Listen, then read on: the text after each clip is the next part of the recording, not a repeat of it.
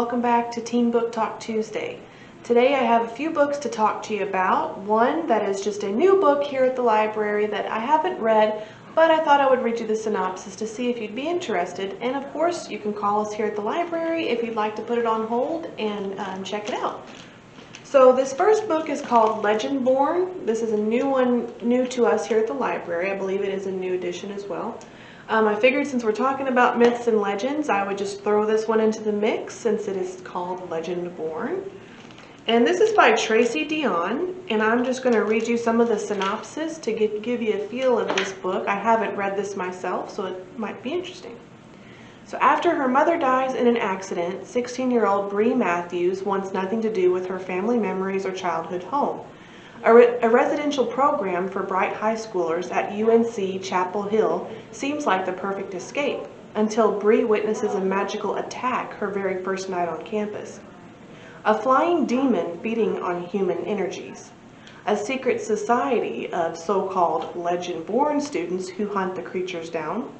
And a mysterious teenage mage who calls himself a Merlin, and who attempts and fails to wipe Bree's memory of everything she saw.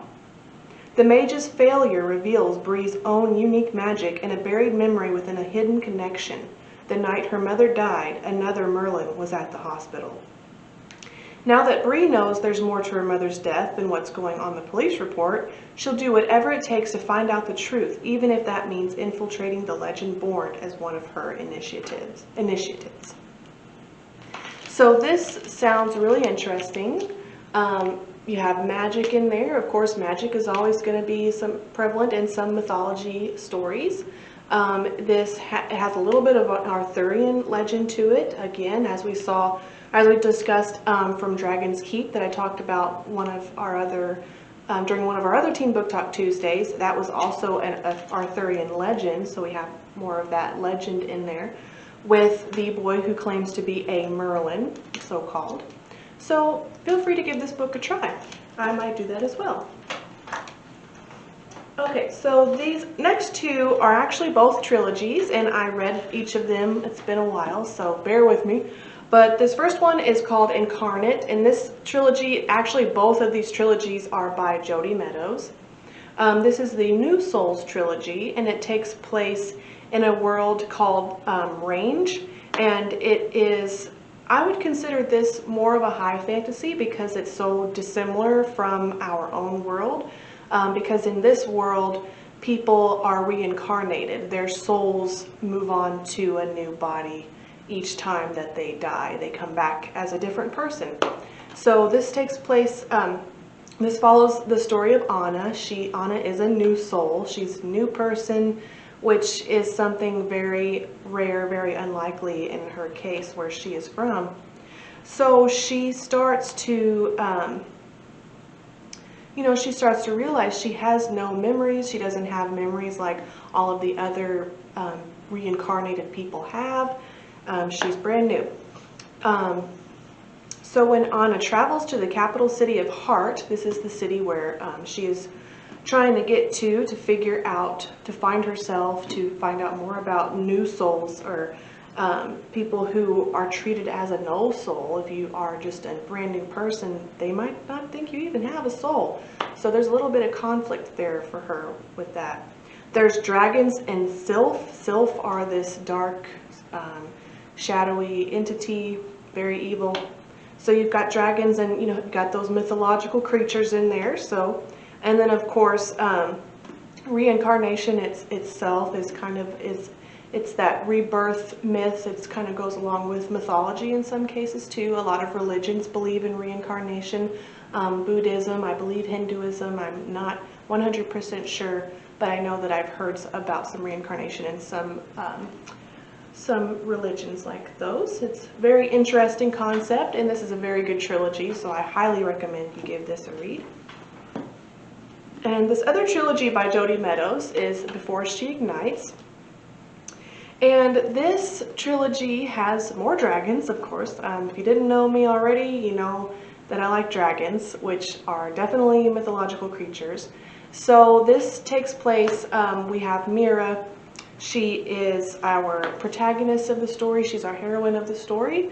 She is, well, she goes to prison in this book for some of her more political beliefs, her activism kind of beliefs about things, kind of get her into trouble in this first book.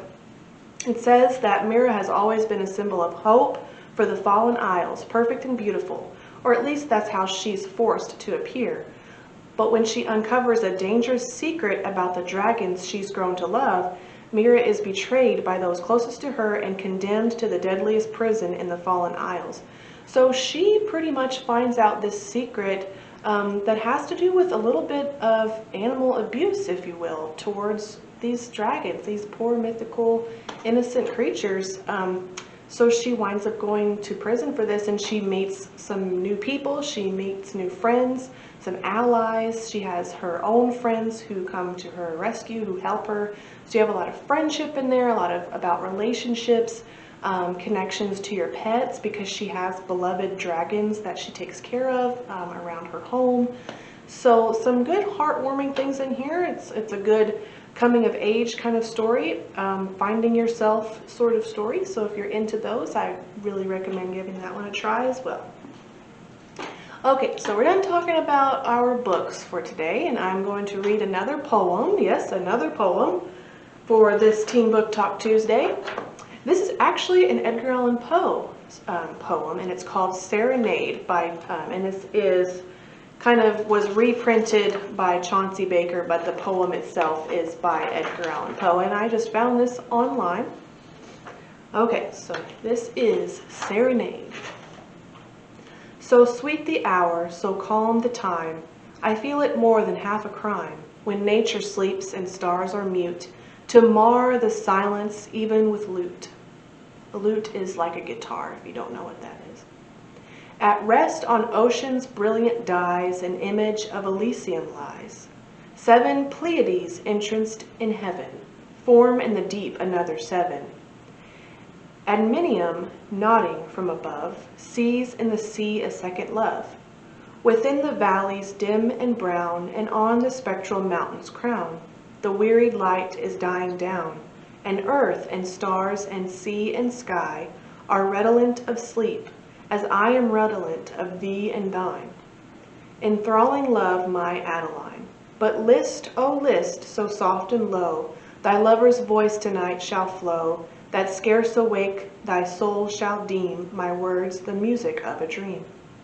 Thus, while no single sound too rude upon thy slumber shall intrude, our thoughts, our souls, O God above, in every deed shall mingle love. So this is a very beautiful poem, and if you didn't catch on to the mythological elements of this poem, Edgar Allan Poe does include some allusions in here. That's allusions with an A, not with an I. Illusions with an I are visual illusions that kind of trick you.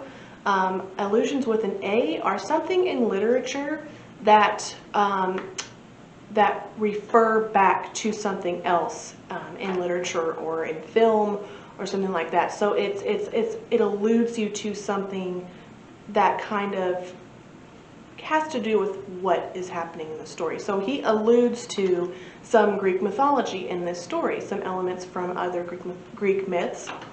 So for example, he talks about Elysium. Elysium is kind of like our heaven, but for the Greeks, they believed that Elysium was a place for the gods to dwell after life, and also mortals whom the gods just truly loved and admired would go to this Elysium heaven. He also mentions the Pleiades, which the 7 Pleiades. Let me get to my notes here. So in astrology, the Pleiades are a cluster of stars among the nearest of the stars to Earth, making them some of the brightest stars in the sky. So some of those brightest stars in the sky that we can see because they're so much closer to Earth.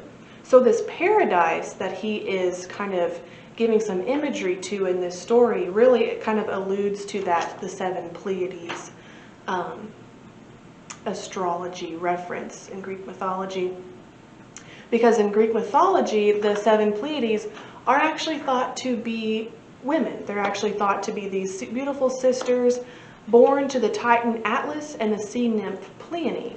So that's very interesting right there. So you have some more allusions to gods and goddesses, to divine people, divine beings, as is very prevalent in mythology. Let's see, there was something else.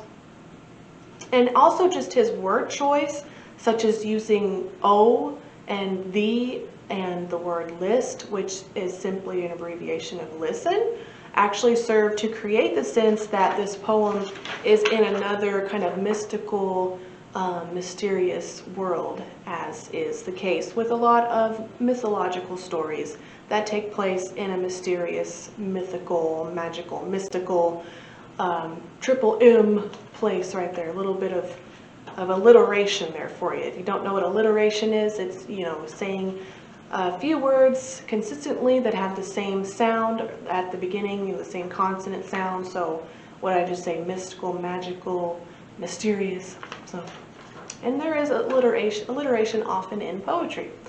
So, little poetry lesson there for you, a little bit about alliteration and allusion. So I hope that you enjoyed the books that I told you about. I hope that you'll give them a try. Like I said, call us at the library if you'd like to put them on hold and read them yourself. I hope that you enjoyed the poem. Feel free to rewind it and play it again if you didn't understand anything. I hope that you caught on to the mythological allusions in there.